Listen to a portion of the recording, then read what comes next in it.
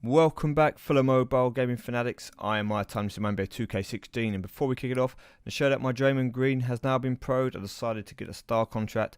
I opened 2 of the 5k RP packs to try and get a wild card, got one in the second pack, opened 2 more, got nothing, so gave up. So I've got nothing else really to spend them on at the moment, not going to be using star contracts on those star cards at this moment, unless I happen to pull a wild card off the board.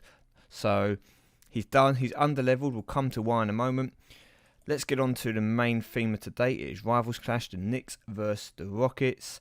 So to show you the rewards very quickly, a couple of classics here. You've got Patrick versus Hakeem, and that's the theme all the way down, okay? So once you get past the Rival Clash event cards, you've got them in their playoff tier, then the star tiers, legendary, and this is the theme all the way through, okay? So I originally was going to try and finish in the top 101 to 1000, but currently only got 600 points. Click on the leaderboard and you can see the finishing tier 4, just over 3000 at the moment. Now I could have done this if I was playing through Thursday,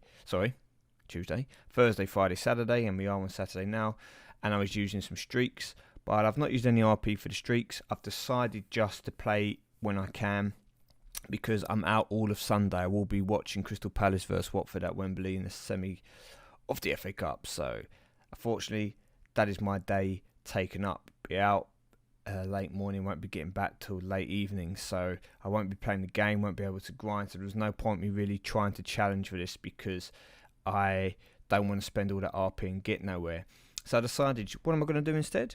Well, why don't I give some pointers for Rivals Clash? And you might say, well, why would we listen to you, because you don't really play Rivals Clash? And it's true, apart from that first event where it was the Chris Bosh, I think, that I tried to play without using any RPs, and I got one of the legendary foil cards, but I didn't get the event one. I think I fell just short of that. Then, yeah, why would you listen? Well, the idea is these pointers still apply even if I don't technically play Rivals Clash that much at the moment to make use of them. But let's get right into it. So first of all, your team setup. Now here I'm keeping myself in playoff tier because I don't want to drop down into star tier and potentially pick a star card when I am picking off the board. Now, if you're going to do Rivals Clash and you're going to grind, you don't want to keep having to quit the game, go into exhibition to do your picks, change your team to your top tier, for example, me in playoff, do your 2 picks, then come back out, then change it again for your next Rivals Clash match. So, you either A, do something like this, keep it in your top tier but dumb your deck down, or B, you drop down into a lower tier and you happily sacrifice potentially a top tier pool for the event card or the reward you're chasing. Now, as I'm not chasing any of the event cards, I'm going to keep my better team. So I have 2 star pros in position.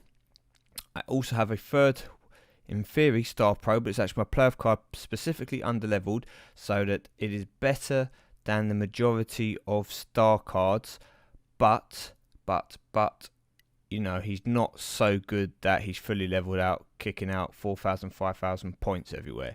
So he's going to not push me too much further up than having a regular star card. So I might level him up 1 or 2 more levels and he'll be left like that. I've then complemented him with 2 regular legendary cards. Now, if you struggle to get players in your tier, so tip number 2, you want to be playing players in your tier. So if you struggle to get opponents in Playoff Plus, then let's scroll down and say if I go up into Playoff Plus too many times, then what you can do, take one of your weaker cards that you've thrown away and put in a slightly better card. So in my example, I would swap Adrian Dantley and I would put in one of my legendary pros instead. And then I would come back and I would see if that helped me get people in my tier. Okay, so if you find that you're getting a lot of people in the tier above you for your +5s, you don't want to be playing them, okay, because they're going to be harder overall, they have more attribute points. It's going to make it more difficult for you to win in the long run. So just bear that in mind. When it comes to, when it comes to playing the games for Rivals Clash, you obviously want to play +5s. If you're going to try and grind out an event card or any card, you want to be playing +5s. You will not get it playing +1s. It's too time consuming, okay? I mean, if you've got lots of money to spend and you want to make it easier, you can get the double points from the hot streaks, play +6s, and you should pretty much win the majority of them without too much trouble. But then again, it's not a very cost-effective way to do it. As I said, if you can manage your team well, you should hopefully be able to win the majority of +5s, or at least give yourself a good chance of winning the majority of +5s, okay? So, set your team up. When you do, you pick someone in your current tier like this, and I'll just do one game to show you what I mean. And as you play through, you've obviously got to win the 3 games with your best cards. So, the idea is to throw out your weaker cards to begin with, unless you think you have a card that can definitely win. Now, the fact that you can come up against playoff pros in this mode means that I'm going to throw away my weakest card first of all. And here we go, here's a playoff pro. I would have lost that if I had used my Draymond Green. So I'll throw away 2 players as a game I must win. So I'm going to use my 2 cards that should definitely win. I'm then going to probably throw away in this game because it's not Chris Paul's strongest stat anyway. So throw away Dantley. And finally, win the last game. I'll just use the boost for the sake of it. And you can sometimes come up against legendary, sometimes against playoff singles, even other star pros, but they're not normally the computers or the opponent's best cards. So you win the game. After the game, be careful where you click, because obviously you're there clicking away, speed things up, waiting on networks annoying you.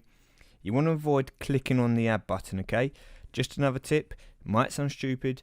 If you're grinding for Rivals Clash, don't click on the ads for extra picks. All they do is they take time.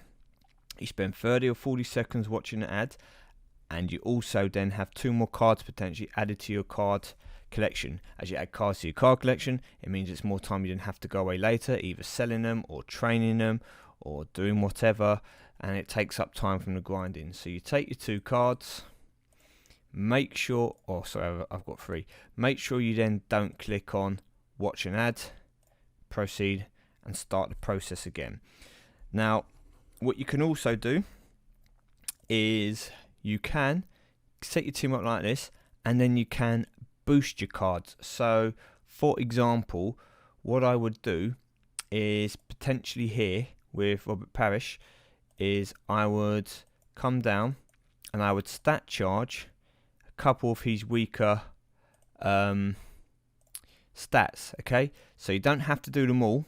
If you think, well, 3200 is pretty good for the majority of star cards, you can just stat charge his rebounding and playmaking, and come to my Draymond Green, for example, maybe just do his offense and rebounding, and then with Chris Paul, because I've got it's just a hard charging here from a team perk, I might do his rebound and defense, and then I make them all pretty good cards. So you just quickly come in maybe 10, 15 games, however long it takes until they pretty much all drop out. Pick your charges on, bang bang, and off you go. So you make your cards better all round, and that will also increase your chances of winning. Okay, so boosting your best players. Obviously, you ignore your sacrificial cards. Okay, you don't boost them. You just boost the 3 cards that you're going to use to actually try and win. Now, another good tip to use is if you come up a person, let's just say I play Maddie here, and you lose to them, and you lose quite comfortably. Not the kind of game where you could have won it if you had to put this card here, or you made a mistake, you tried to be clever and you lost it. So, let's come in and just play this game, for example, and let's just see if it actually happens for me. But if you come in for a game like this, and you come and play, and you go 1 play, and you take a risk, and you throw out, say, your best card, and you had a lost, and then you end up losing from then on, that doesn't count. So I'm going to play it this way. Let's just see if I win or not. If, say, for example, Maddie happens to beat me, then make a note. Write down the name of the person who beat you, and if they come up again, just avoid them. Okay, you're not going to get a huge list if you've done something like this. You will come against some people who are just, for example, maybe at the top end of the tier, and it's just a lot harder for you to beat. So you should try and avoid those people, and obviously avoid the people in the tier above. But Maddie's no problem, so don't make a note. If they were, I'd just write down Maddie and then carry on. Next time Maddie comes up, backwards, back into play, new person, and we take it from there.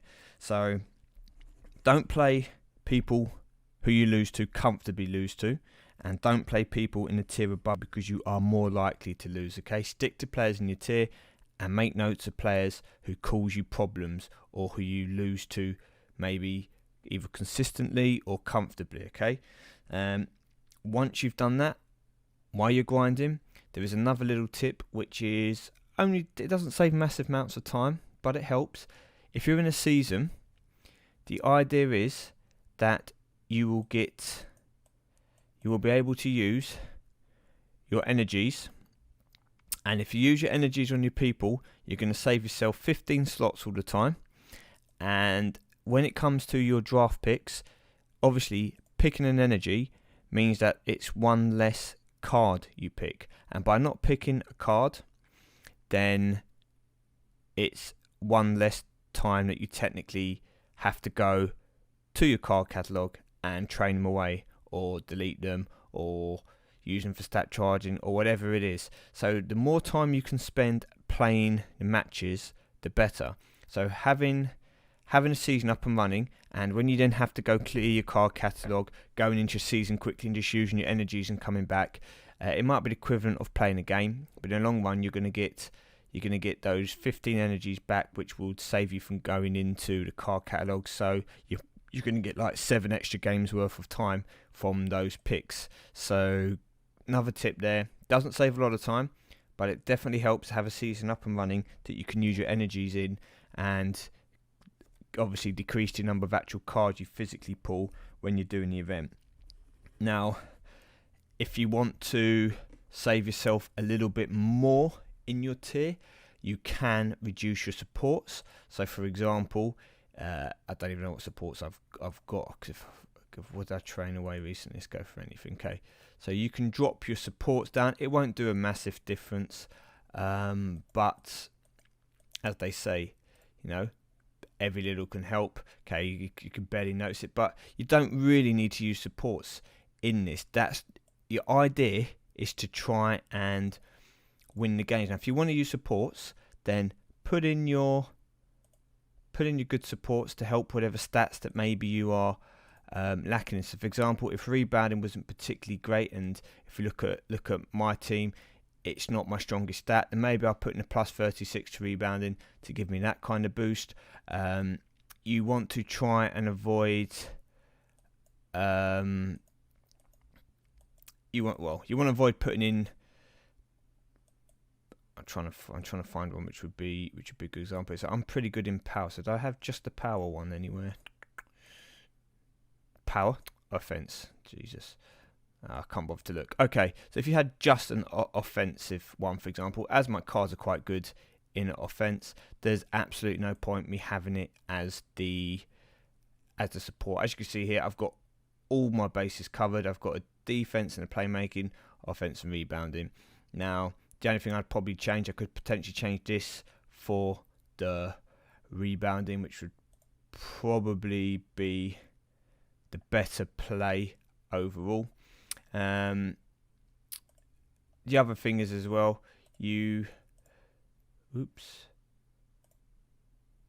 let's go for this one. Yeah, so if you want to use them, use the actual supports that will help the card you're using just to fill in. It might help you win a game. It might be the difference between you getting the win and getting the loss. As I said, if your cards are good in certain stats, like playmaking, for example, isn't a real issue for these cards. I've got 2 good playmakers, even when the stat charge is not on. 2 good defense, I kind of need a little bit of help in the rebound area. Then use your supports to help your weaker attributes. Now, another tip, and this is especially viable for people who try to play for free. When you're going to play and use your hot streaks, try and make sure it's against someone who you believe you can beat, because you need to make your hot streaks count, okay? If you're not going to purchase more hot streaks, you need to make them count. Therefore, if you're playing a game and you can see you're not going to win, I recommend just hard crashing the game, so exit out of it, close the application down, restart the game and go back in, because although you may have lost the game, you won't lose the hot streak, okay? It will be back here. So you want to manage your hot streaks. Now, it's not cheating. what you're doing is you're just trying to manage your streaks. Okay, you're still going to get the loss, so it's not like you're avoiding things. You can. It's not the win. It's not the losing which is the problem, because your win to losses ratio doesn't really matter. Okay, so if you can see that you're tied and it's in the last quarter and you let it go, and you can see that the computer or the opponent is going to beat you, you just come out before the game finishes and the final score comes up, log out the game, log right back in, your hot streak will be back here, and then you try again. Okay, you need to make the most of those hot streaks, because those 10 points are going to make a lot of difference over the course of the event. Obviously, another big tip, if you know Rivals Clash is coming up and you're going to try and fight for the top spots, then what you want to do is save your RP, because you can then purchase some hot streaks if you need to, whether it be at the start of the event, during the middle, or towards the end, to make sure you get your reward. Don't come up to a Rivals Clash and have no RP, or only have like 20,000-30,000 back, because you're going to struggle if it gets to the stage where it becomes a little bit difficult to get the rewards. There you go, you're going to see me lose here. This is an example of playing somebody who maybe I wouldn't play again, because he's got a lot of good cards, and now he's going to have 2 weaker cards left at the end. Not even that weak. Okay, so this would be an example. That would have been a person who I would now, for example, keen scheming. I'd write down and say, you know, hey, I'm not going to play you. I've just lost my streak, my hot streak there, so I've got a loss. I've lost to +10. Bad overall. So I'd write down keen scheming. I'd have logged out before that last period, come back in and still have my hot streak here. Okay, so good example there of you can come up against people in your tier who just have the kind of deck which is going to be tough to beat on a regular basis. So make a note and save that streak. So yeah, save your RP as well. You know, you don't want to come into it and not be able to purchase those streaks. I mean, they do cost quite a bit. I think for the maximum, I can't show you because I've still got one here. I'm not just going to waste it very quickly. I believe it's 44,000 RP, I think, for the 156 streaks. I'm not sure how much it is for the 75 and the ones below. I haven't actually looked for a while. But 44,000, 48,000, something like that. So it's quite a lot. Even if you don't get the 156 and you only get the 75, it's still going to be a chunk. Make sure you save those up. Get in that auction house. Sell all those cards you don't need. Those super rares, those ultra rares, those epics, whatever it may be. Put them up for minimum price. Hopefully, once every, I'll show you mine for an example, once every 12 hours, you get one of them sold. As you can see here, these are just ultra rares, super rares, and one epic. Don't expect to get anything major for them. Just if you can consistently do them, consistently sell your unwanted cards in the auction house, and the cards that might sell for the minimum, it will keep building your RP up. That's how I got to there, by doing that and obviously doing your goals. Now, unfortunately, I've got the insane win streak, which is great to have to try and get 20,000 RP, but not so good in Rivals Clash, because I can't control the opponents I'm up against as easily as I can in a quick game. So we're going to have to come back to this after Rivals Clash, but I hope those tips have been useful. I mean, if you think that I'm talking complete utter rubbish, feel free to tell me. If you think there's anything else that can be done that can also help, please let me know. I've just tried to go over the basics that I can think of now very quickly. And yeah, if you do all that kind of stuff, it will help with your Rivals Clash. Don't get me wrong, it doesn't mean that you're going to win every match. That's not the idea. The idea is just to try and help you win more matches, because obviously the more +5 matches you can win, the higher up the rankings you're going to get, and ultimately the less time you have to spend playing the game to get those rewards that you want. So if you enjoyed this video and found it helpful, please let me know. I said, if you've got any advice for me, possibly the next Rivals Clash, if it's in 2 weeks time, will be the one that I may actually go for a bit harder, because I should still have enough RP back. And if I'm not too busy on the weekend with work and I don't have anything else planned, then I will try and see if I can maybe get a playoff event card. Well, thank you very much for watching, people. I've been MyTyme. I'll see you all very soon.